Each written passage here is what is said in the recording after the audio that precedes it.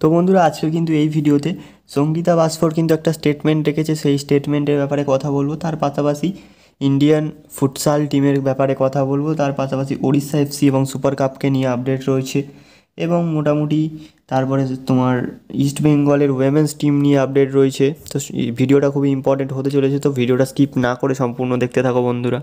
তো বন্ধুরা প্রথমেই কিন্তু ইন্ডিয়ান ফুটসাল টিমের আপডেটটা দিয়ে নিই। তো তোমরা সকলেই জানো যে এএফসি ফুটসাল এশিয়ান কাপে মধ্যে ভারত কিন্তু আর কি কোয়ালিফায়ার রাউন্ড খেলতে চলেছে, যেখানে তাদের গ্রুপে রয়েছে কুয়েত, অস্ট্রেলিয়া এবং মঙ্গোলিয়া।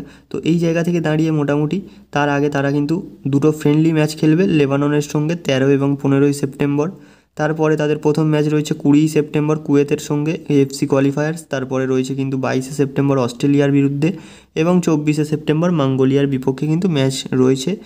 তো মোটামুটি তোমাদেরকে আমি এএফসি ফুটসাল টিমের ব্যাপারে জানিয়ে দিলাম, মানে ইন্ডিয়ান ফুটসাল টিমের সম্পর্কে। তো এবারে বন্ধুরা চলে যাচ্ছি পরবর্তী আপডেটের দিকে। তো বন্ধুরা সঙ্গীতা বাসফর কিন্তু কি বললেন সেই ব্যাপারে বলবো। তো বাংলাকে ন্যাশনাল যে সিনিয়র জাতীয় চ্যাম্পিয়নশিপের ফাইনাল রাউন্ডে নিয়ে যাওয়ার পর সঙ্গীতা বাসফর কিন্তু একটা সাংবাদিক সম্মেলনে বলেছেন যে মোটামুটি মোহনবাগানের একটা মহিলা টিম গঠন করা খুবই দরকার, এবং যাতে আমার মতো মোহনবাগানে মহিলা প্লেয়াররা খেলতে পারে, মানে মোহনবাগান যাদের প্রিয় ক্লাব তারা যেন মোহনবাগানে খেলতে পারে। তো এটা কিন্তু একটা সত্যি কথা বলেছেন সঙ্গীতা বাসফর, কারণ সঙ্গীতা বাসফর আগেও বলেছেন, মানে এই সাক্ষাৎকারের প্রথম দিকেও বলেছেন যে মোহনবাগান তার ফেভারিট ক্লাব বলতে গেলে। তো এরকম অনেক প্লেয়ার রয়েছে যে মোহনবাগান যার ফেভারিট ক্লাব যাদের, তো তারা কিন্তু মোহনবাগানের যেহেতু মহিলার দল নেই সেই কারণে মোহনবাগানে কিন্তু তারা খেলতে পারে না, তাদেরকে ইস্টবেঙ্গল, উড়িষ্যা এরকম নানান ক্লাবে খেলতে হয়। তো দেখা যাক মোহনবাগান কত তাড়াতাড়ি এই ব্যাপারটা নিয়ে চিন্তাভাবনা করে, কারণ মোহনবাগান কিন্তু ইলেকশন হওয়ার আগে দুই কর্তা আর কি অনেক কিছু মানে প্রতিশ্রুতি দিয়েছিলেন যে মহিলা দল খুলবেন, প্লাস তার পাশাপাশি একাডেমি হবে, তারপরে ট্রেনিং ফেসিলিটি হবে, নতুন স্টেডিয়াম হবে মোহনবাগানের, এরকম অনেক কিন্তু কথাবার্তা বলেছিলেন, কিন্তু এখনও কোনো কিছু কাজ এগোয়নি, উল্টে তারা এখনও কিছু করতেও পারছে না। তো দেখা যাক কী হয়, কত তাড়াতাড়ি তারা এগুলো কমপ্লিট করতে পারে। তো বন্ধুরা চলে যাচ্ছি পরবর্তী আপডেটের দিকে। তো বন্ধুরা ওড়িশা এফসি কিন্তু 2025 সালের সুপার কাপে অংশগ্রহণ না করার সিদ্ধান্ত নিয়েছিল প্রথমে। তো তার সঙ্গে Mumbai city FC, Kerala blaster FC, তারপরে তোমার চার্চিল ব্রাদার্স আই লিগ থেকে, এবং তার পাশাপাশি আইএসএল থেকে কিন্তু আরও একটা ক্লাব চেন্নাইন এফসিও ছিল তাদের সঙ্গে। তো তারা প্রথমে জানিয়েছিল যে সুপার কাপের বিস্তারিত ভেন্যু, তারপরে ব্রডকাস্টিং রাইটস কারা নিচ্ছে, বা সুপার কাপ কোথায় হতে চলেছে, সমস্ত কিছু ডিটেলস তাদের জানাতে তারপর তারা পার্টিসিপেট করার কথা ভাববে।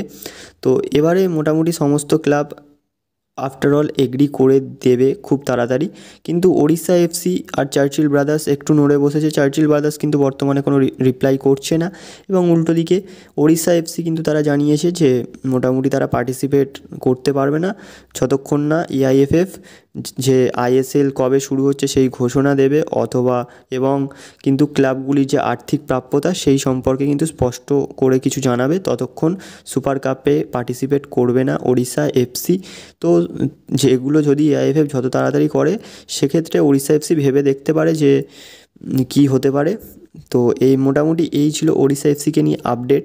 তো এর পাশাপাশি বলতে গেলে আমাদের আরও একটা আপডেট রয়েছে সুপার কাপ নিয়ে। তো সুপার কাপের ডিটেলস বলি। তো সুপার কাপ কিন্তু বন্ধুরা 25 অক্টোবর থেকে 6 নভেম্বর পর্যন্ত হতে চলেছে, এবং তারপরে মোটামুটি 16টা টিম পার্টিসিপেট করবে, 4টে করে গ্রুপ থাকবে। তো 4টে গ্রুপে প্রতি গ্রুপে কিন্তু 4টে করে টিম থাকবে।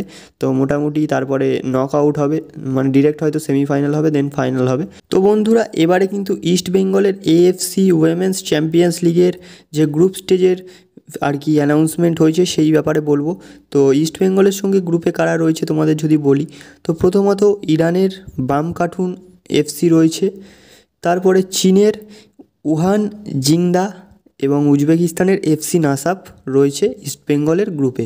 তো এই জায়গা থেকে দাঁড়িয়ে বন্ধুরা বলতে গেলে এই যে 3টে টিম অনেকটাই শক্তিশালী টিম, এবং দেখা যাক ইস্ট বেঙ্গল কতটা কী করতে পারে এএফসি উইমেন্স চ্যাম্পিয়ন্স লিগে।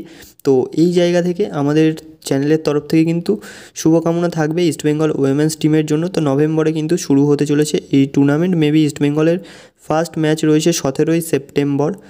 তো দেখা যাক কী হয় এই ম্যাচে। মোটামুটি সেই ম্যাচ নিয়ে আরও কথাবার্তা হবে পরবর্তীতে। আপাতত কিন্তু তোমাদেরকে আমরা জানিয়ে দিলাম যে মোটামুটি ইস্ট বেঙ্গলের গ্রুপে কারা কারা রয়েছে AFC উইমেন্স চ্যাম্পিয়ন্স লিগে। তো বন্ধুরা ভিডিওটা এখানেই শেষ করছি। ভিডিওটা ভালো লাগলে একটা করে লাইক করে দিও, অ্যান্ড চ্যানেলে নতুন হলে অবশ্যই বন্ধুরা সাবস্ক্রাইব করে দিও, এবং কমেন্ট বক্সে জানিয়ে দিও তোমাদের এই ভিডিওর আপডেটগুলো নিয়ে কী মতামত রয়েছে, সমস্ত কিছু কমেন্ট বক্সে জানিয়ে দিও। তো বন্ধুরা ভিডিওটা এখানেই শেষ করছি। Thanks for watching and keep supporting.